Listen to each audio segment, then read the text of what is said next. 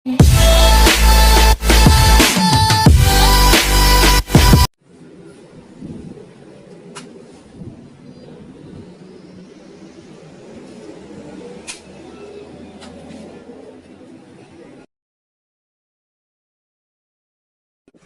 mga lods. Itong power weld na to, ayan, MMA 160. Ang issue nito is blinking yung kanyang power. Ayan, intact pa naman yung mga parts niya. Pero dito sa switch, yung switch niya wala na, naka-bypass na. Narekta na yung kanyang saksakan. Ayan. Pag sinaksak natin to, mag-power na kagad. Okay? Saksak natin. Yan. Yan siya mga lods. Nagbiblink siya. Yan, nakasaksak na yan. Pugutin natin. Ito yung kanyang fan. Dalawang klase usually mga lods ang problema kapag nagbiblink ito. No? Pwedeng shorted itong fan. Dapat pag hinugot natin, mawala yung blink niya. Dapat mag-stable. Kaso ganun pa rin. Ayan. Pangalawa, itong MOSFET driver, yung dalawang IC. Ayan. Okay. Dalawa lang yan possible mga lods, no? Fan or yung MOSFET driver IC niya. Okay, gagawin natin mga lods. Ayan. Itong fan, susuplayan natin siya ng diretso na 24 volts. Dapat umikot itong blower niya dito sa likod. Tapos i-test natin to, yung kanyang MOSFET driver. Okay. Test muna natin yung kanyang driver IC.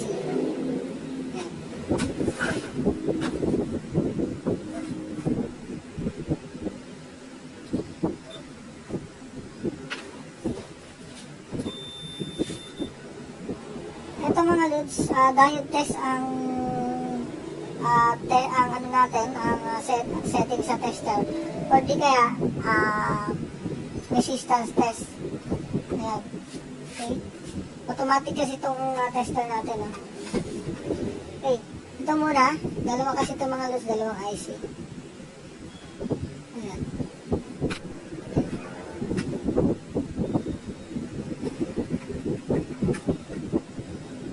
Dito muna tayo sa isang IC. Okay? Itong positive natin, dito natin sa baba. Then, itong negative, lagay natin sa 1, 2, 3, sa pin 3 niya. Yan. Okay, bali, nasa 200 ohms siya. Bali yan mga lods, dapat nasa 400 or 500. Ngayon, babalik na rin naman natin. Ito, dito pa rin ito sa baba. Pero yung passive natin nasa pin 1.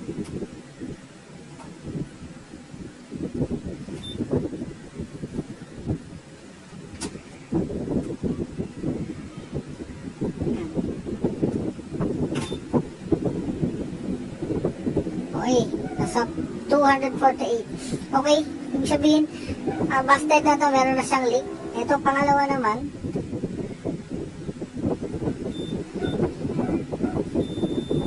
Okay, halos shorted. Nasa 48 ohms na lang. Baliktarin natin.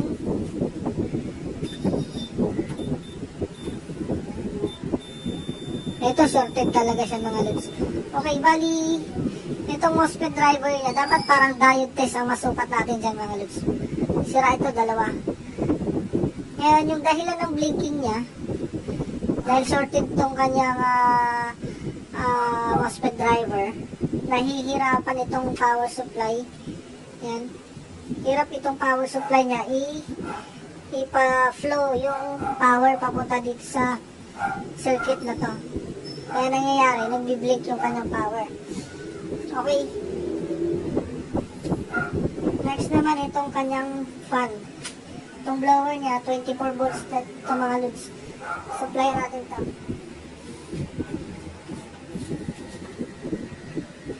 Okay, magkakat lang muna tayo ito mga lods.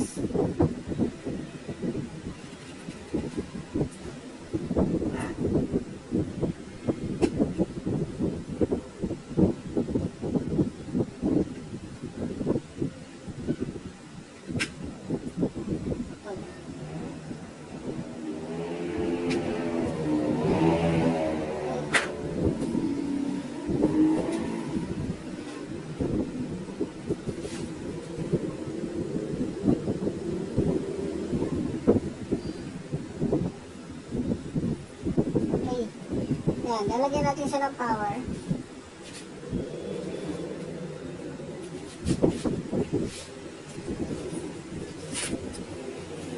Okay. Ito yung ating power supply mga lods. Power natin. Okay. Nasa 12. Isa natin. Yan, 22.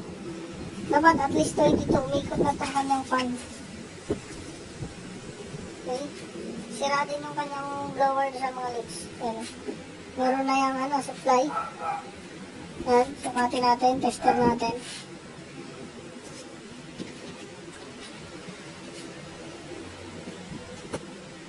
Yan siya mga lods.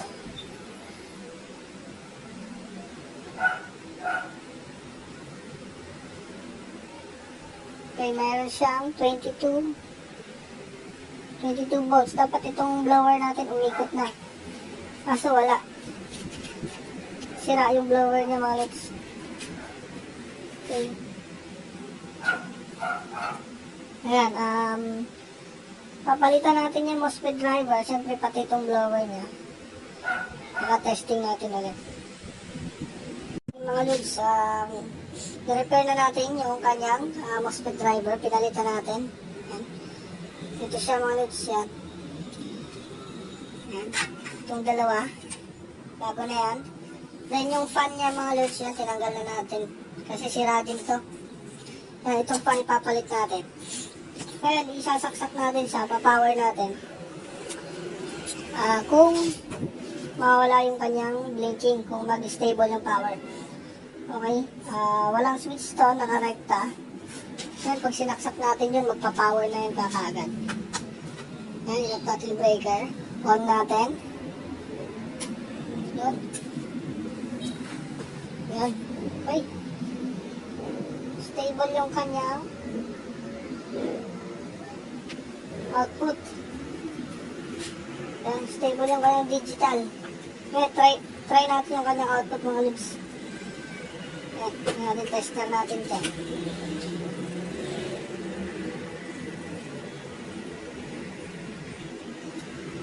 Okay, meron siyang 62 volts.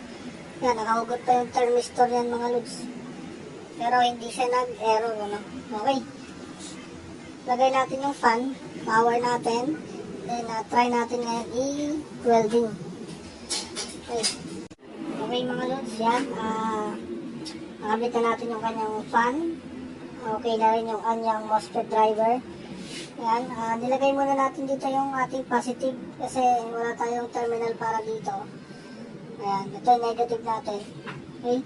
Power na lang natin yung breaker para na-testing natin ng welding. Okay. On.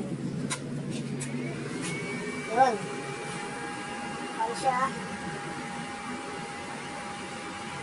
Testing natin ang welding mo lids.